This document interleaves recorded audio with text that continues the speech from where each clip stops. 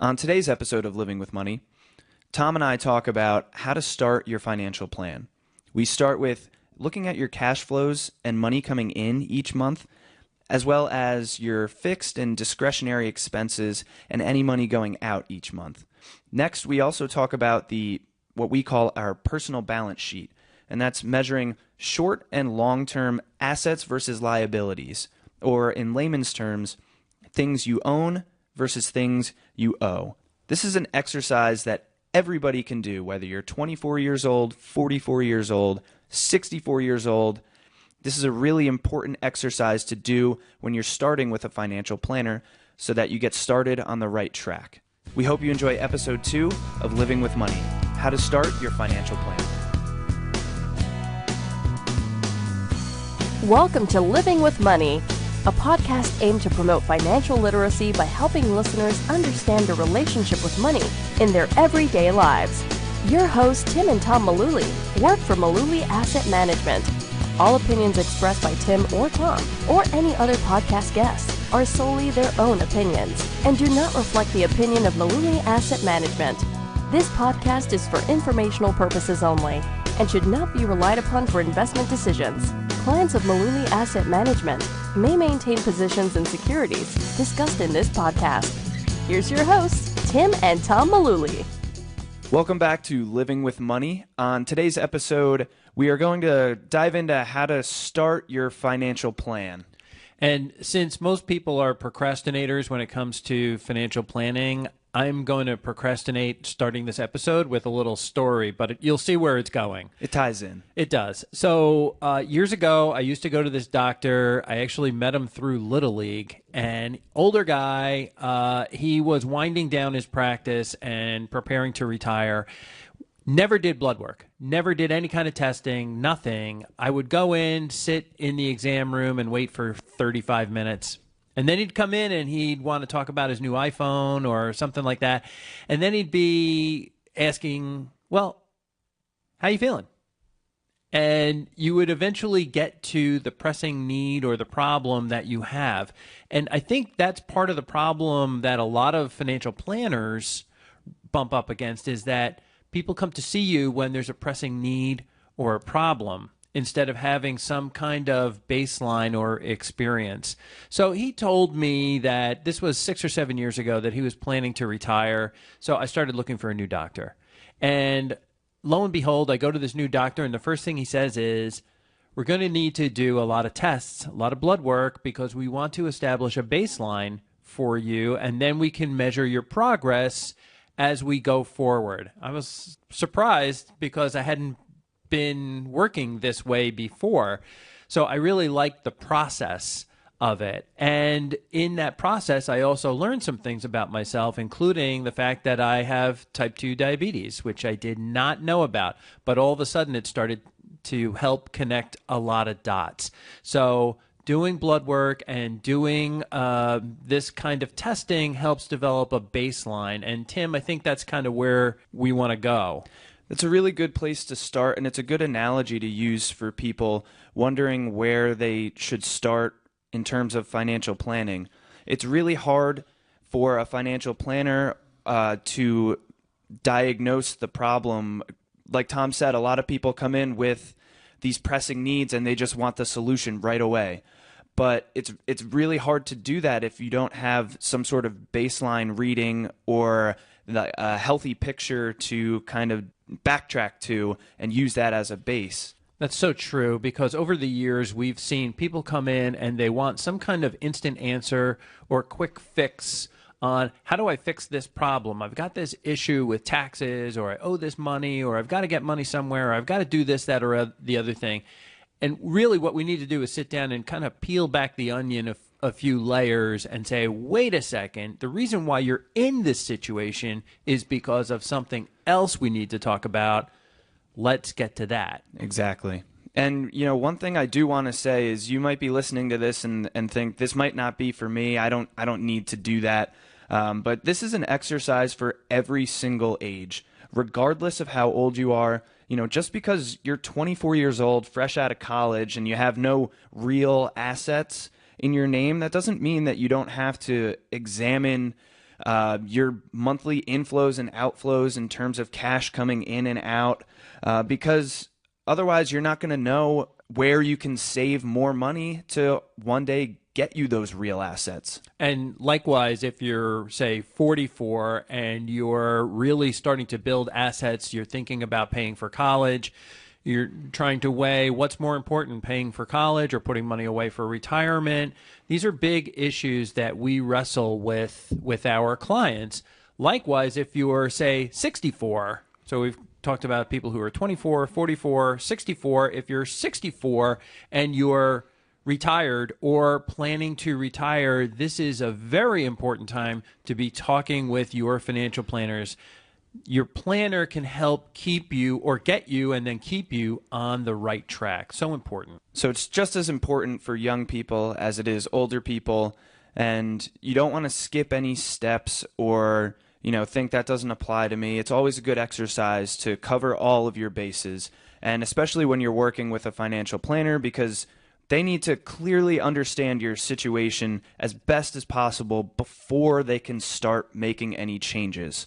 It's funny, just thinking about, that little analogy that I shared about the doctors. Doctors have a Hippocratic oath. It's paraphrased, it's boiled down to one line: first, do no harm. Recommendations need to help, not hurt. It's kind of like the discussion that we have with people talking about going on a diet, or I hate using the word budget, but it's important to know your numbers. That is so critical to getting on the right track. And people are really surprised at when they put the numbers down in writing or on a spreadsheet, where the money goes on a monthly basis. So, Tim, I think this is a good place to really get down into the meat of this. Where should we start? The best place to start, in my opinion, is with your cash flows. And, sometimes when you say the words cash flow to people, their eyes kind of glaze over. But it's very important, and the easiest place to start when you're measuring your cash inflow is your pay stub. Even if you direct deposit your paycheck every month or every couple weeks, however often you get paid, you still get a pay stub, and that'll show, your net and gross income. Understanding your pay stub is crucial, and that's a very important topic. We're actually going to be covering that in a completely different episode, but for now, just looking at your pay stub is a great place to start when measuring your cash flows. I think really just understanding where the money in your paycheck goes really will help open a lot of eyes for folks. They start to see how much healthcare costs, how much money they're paying towards taxes, what's going on with their retirement account at work. All of these things are important, but you get the answers every 2 weeks or twice a month right in your envelope, and take a look at it. We've gotten to the point in our society where folks just skim over this stuff because it shows up, the money shows up in the bank on payday, and they just move on. What a mistake. A lot of times when people start working at a company, they sit down with the HR rep within their first week, and they pick some sort of withholding for their taxes, federal and state, some number, and then they just forget about it, and they never really check how much they're contributing or withholding from their paychecks, and it says it on your pay stub every time you get paid. So it's always something to keep an eye on. And when you're working with a financial planner, they can easily identify from your pay stub whether you're over withholding or under withholding, and that can make a significant change to your month-to-month numbers. That's one of the areas that we talk with our clients quite a bit, is examining what you're having withheld from your paycheck every 2 weeks or twice a month or every week on what's being withheld for taxes. If you had some kind of lump sum event where you had a lot of taxes taken out of some kind of distribution, this may be an opportunity for you to reduce the amount of money that you have withheld in taxes. Why are you giving the government a free, interest-free loan for your money just to get it back in April? I know some people like getting money back in April so they can take a trip next year, but you can plan this a little differently. Right. It really is worth taking a look at these kind of things. And so in a future episode, we're going to break down your paycheck and walk you through line by line what's happening in that. Tim, what's next? After checking your pay stub and looking at your cash flows, next would be your fixed expenses. So let's just define what fixed expenses would be. Fixed expenses they're going to be essentially the same payment each month, and it doesn't really vary based on how much you use it or if you can kind of negotiate the numbers a little bit. We're talking about like mortgage payments, property taxes, rent, homeowners or renters insurance, utilities fall under that category. People bicker back and forth about whether it's a fixed or a discretionary expense because, some people might qualify a cell phone bill or a cable package as fixed because they need that to live on. But I think the most important... Do you need to have 9 million channels exactly in your cable package? Some people say that they do. Whether they actually do or not is up to them. But, what matters the most is that everything gets accounted for. You need to know where all of these fall on a month-to-month basis. So let's spend a few minutes talking about fixed expenses versus what might be discretionary. I think that needs a little more attention. So for fixed expenses, like we were saying, mortgage and rent, and also you can account for car payments or car insurance. If you don't have payments, you're still going to be paying for insurance, medical insurance, life or disability insurance, and also just savings in general. And we're not talking about the savings that you might be coming directly out of your paycheck into your workplace retirement. So this is savings outside of work, just extra money that you have that you like to put away each month. Right. Sometimes we get into conversations with folks and they talk about savings and they refer to what they have in their 401k plan at work or their deferred compensation plan at work, their retirement account, as their savings. But that's not really accurate, is it? Those workplace retirement accounts, they're for just that, retirement. So they're for a future event. These savings that we're referring to in the fixed expenses category fall under more of the emergency savings, emergency fund type of savings, money that you can access at the drop of a hat if something happens and you need a big sum of money to pay for, a repair on your house, or, you lose your job and you need that income to cushion you for a couple months until you can, start having income come in again. The problem that we see very often is that folks come in to have a financial planning meeting with us and we see no safety net. So if they're hit with, they have to replace the transmission on their Yukon XL, that's $2,700. It's a big check to write. A lot of people don't have that kind of spare change lying around.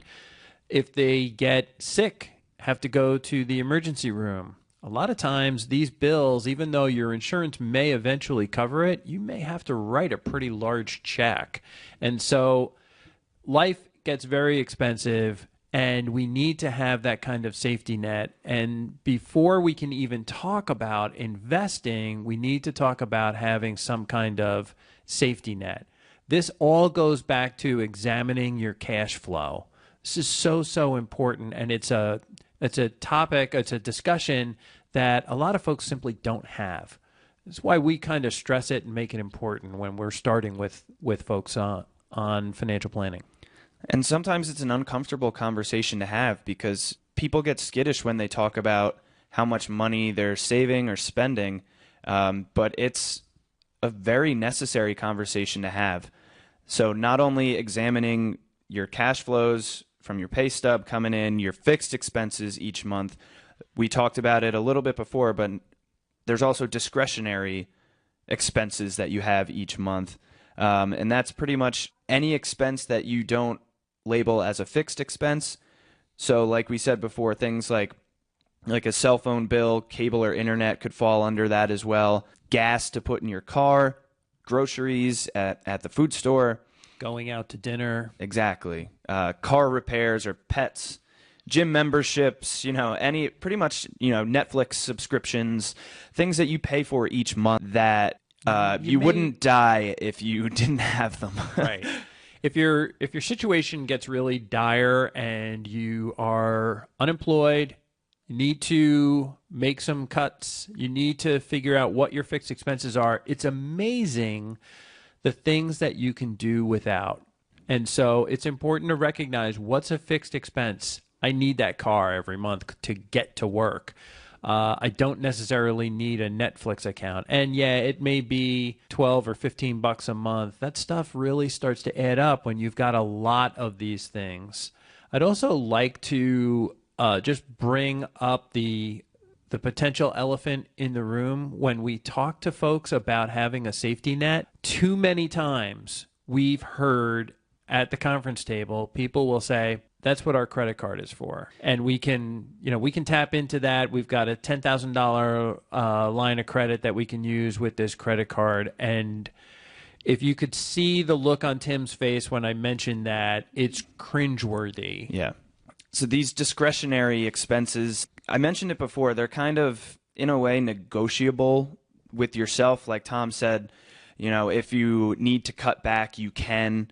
You can choose to cut costs at the food store or buy less groceries or, carpool with someone and save on gas or cancel your gym membership and just go for a run outside. These discretionary expenses are things that you could potentially do without if you have to.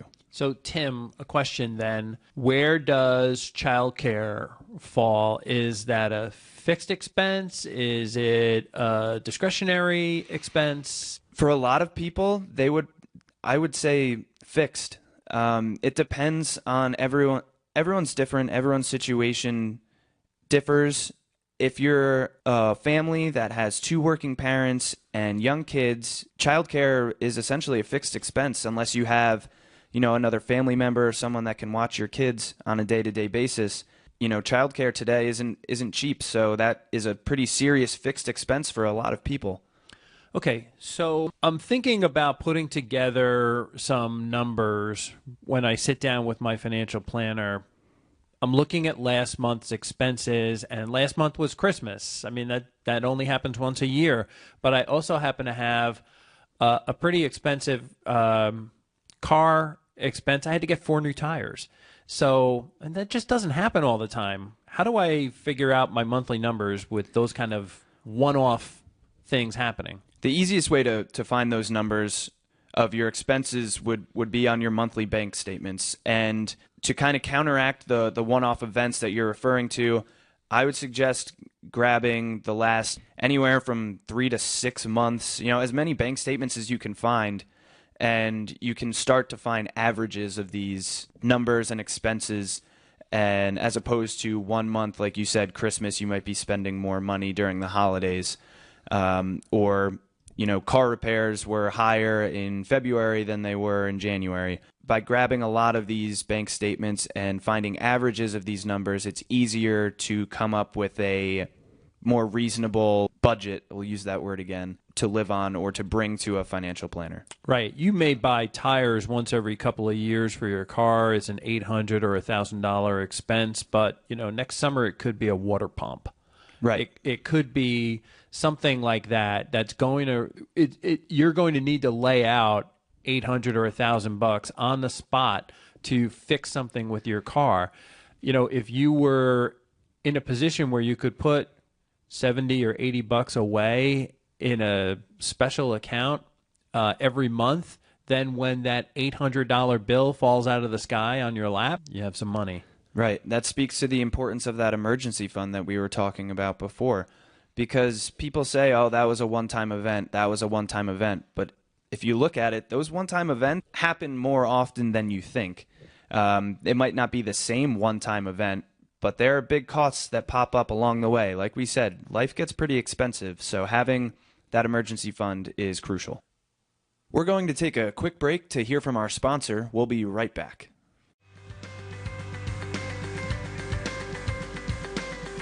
Investing for the future involves risk. Why trust your money with anyone but Maluli Asset Management? With 40 years experience, we're a family business ready to help with your investments. Tom and his 3 sons work to build financial plans and manage money on a fee-only approach. As a fiduciary, we're always committed to working in our clients' best interest while keeping your costs low. For a free report, go to www.maluli.net/money today. I started over 20 years ago using Quicken as a tool to help me track where the expenses go, but you could do this with a notebook. You could do this with an Excel spreadsheet. You can do this very simply, but the more data you have, the better estimating you're going to get at knowing what your costs are. So at a minimum, like Tim said, you need to be looking at 3 to 6 months. It would be better if you had 12 months. It would be better if you had 60 months, 5 years, where you could look through all of the data and see the trends. Hey, this is going up a little faster than I expected, or this expense hasn't really changed. Hey, I don't need that expense. Maybe we can make some tweaks here and there, and that's where things really get smart. But you've got to be a little nerdy and know your numbers. That's so important. So we've gone through our monthly expenses. Now what do we do? What's the next step? The next thing that I would recommend doing is creating sort of your own personal balance sheet. You know, if you've studied any sort of business classes, businesses have balance sheets every month and every year. You should do the same thing for yourself, and that's taking a look at short and long-term assets versus liabilities. To normalize that a little bit for you, it's things you own versus things you owe. And naturally, the goal is to own more than you owe. For young people who have just bought a home and they have a mortgage payment now, the things you owe might be a little bit upside down at first until you build some equity in that home. But that gets into a conversation of good debt versus bad debt. And again, we're going to cover that in another episode. But if you're a young person with a new mortgage and the things you own are being outweighed by the things you owe, it might be okay. Just, take that into account. So on the left side of the balance sheet, we talk about assets, and that would be the net equity in your home. So that would be the value of your home, which is priceless, and deduct the balance on your mortgage from that. And then any bank accounts, any money that you've got in the bank, any money that you've got squirreled away, investment accounts, any stock, mutual funds, things like that you owe. Start piling all of that up. That's your asset side of the balance sheet. And I would keep that rather broad. People can get very narrow down in terms of assets. Like you could price out how much your couch costs that you own in your house or your TV, and if you really want to get down and dirty with those numbers, you can. But I would keep it more as a broad level in terms of measuring your assets, because realistically, you're probably not going to go out and pawn off your couch in order to pay the rent. Right. I would hope.